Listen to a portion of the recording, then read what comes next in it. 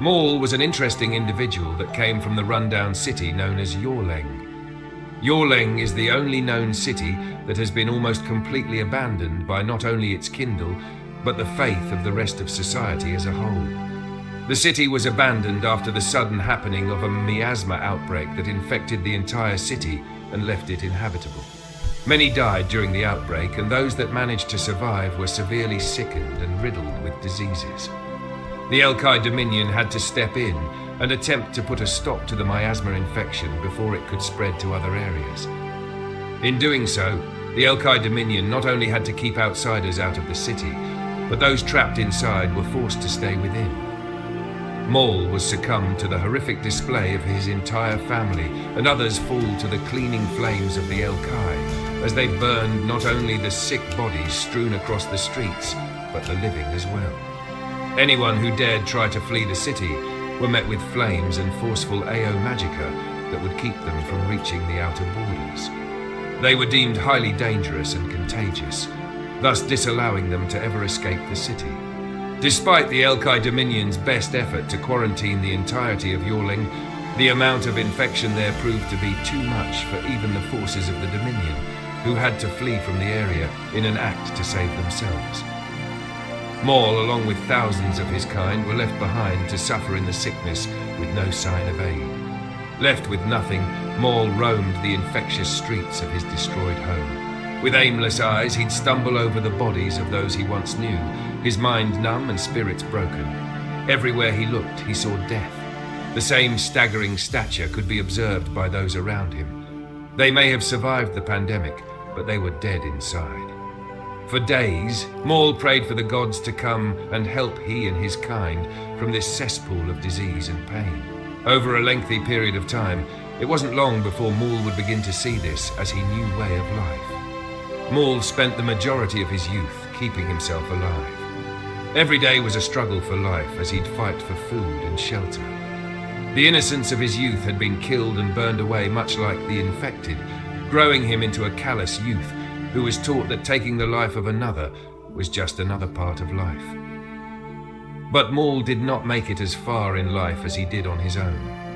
Mawl had an older brother named Sai by his side to bear the bleakness of their life. He was not only fortunate enough to still have his brother, but also his childhood friends, Dirge, Ace, and Inqui. They were of the same age and race as Mawl, so keeping together was easier for the crew of Hundine. And because of their shared experience of trauma, the four of them would continue to stay together well into their adolescent years. Together, they would run through the city like a pack and claim turf wars with other packs. Within the dangerous city, it was wise to travel in a group for a higher chance of survival.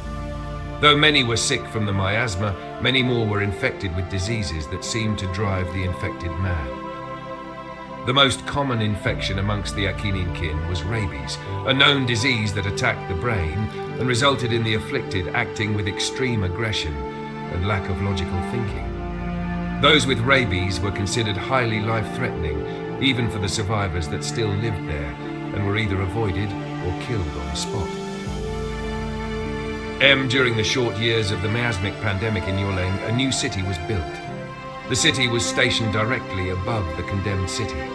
An entire city that resembled the shambles of its predecessor floated high above it, as if it were looking down at its failed past and mocking it. And all those trapped within the ruined city could feel that notion, as well as they were forced to glare up at the Babylon city in the sky and cast up their thoughts, dreams and hopes for help, just for it all to fall, never to reach such heights. Mawl's brother, Sai, had watched the construction of the city known as New Yorleng from the first brick laying up to the towering buildings made of baldurite. He would quietly watch from his perching on top of the building that acted as a hideout for he and his crew. From there, his glowering eyes would watch for hours on end. He would never move from his spot on the rooftop, not even when Mawl would try to spur him from his burning gaze into that perfect vision. One day, Sai would confess to Mawl, claiming that he would get into the city of the skies. Already having accepted their fate of life, Mawl would attempt to tear his brother's ambitious dreams and have him focus on the ground. In Mawl's eyes, there was nothing that one could do about their living condition, No one was going to come for them, and no one cared. This is what Mawl had to say to his older brother, who would continue to stare up at the Babylon city and repeat the same thing and over, how he would find a way into the city and get the help Yorleng needed. This very dream would be the downfall of Mawl's brother, as Mawl feared. During their hunt for food, Sai came across something peculiar. He managed to find a gap within the magical barrier that prevented anyone from leaving the lower city. He never told anyone else but Mawl about the break in the magical dome, who highly warned him against investigating into it further.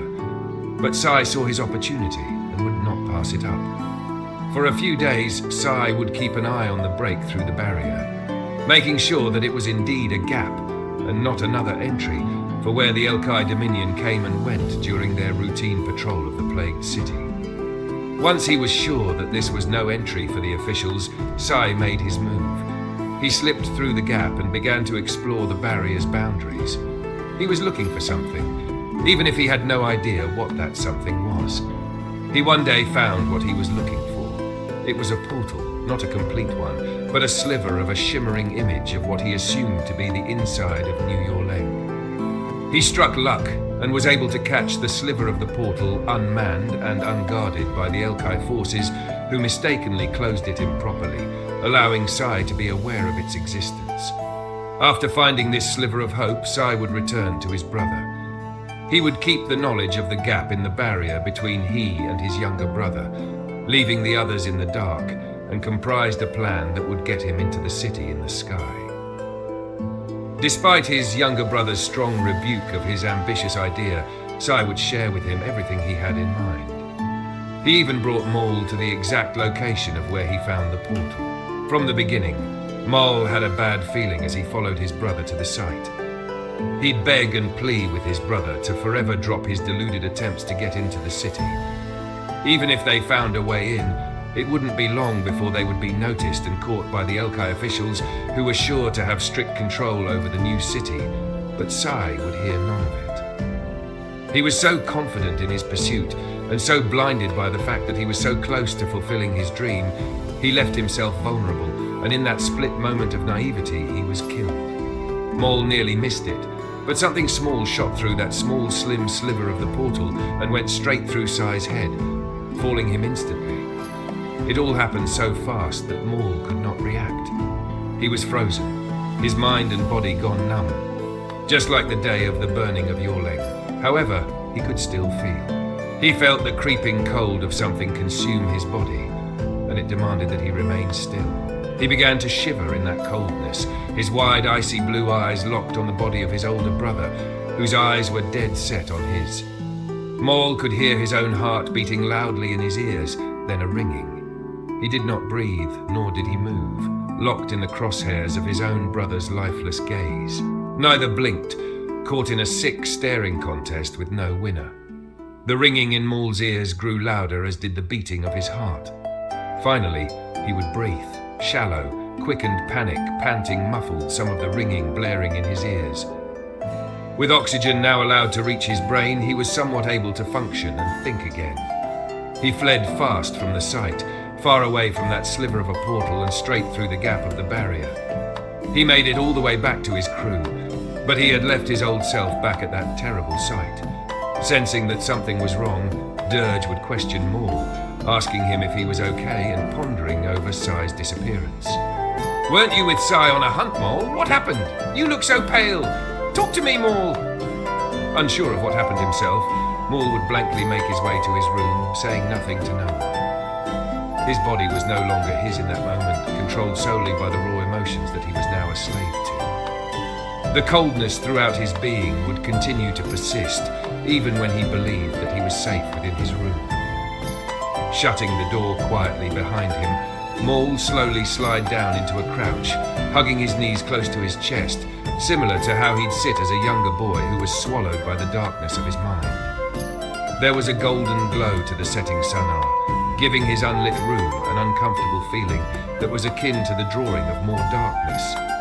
The shadows of the objects that sat on the desk in front of the window would cast shadows that were like stretching, long fingers slowly crawling across Mawl's room to grasp him in their black grip, and drape him in a foreboding larger shadow.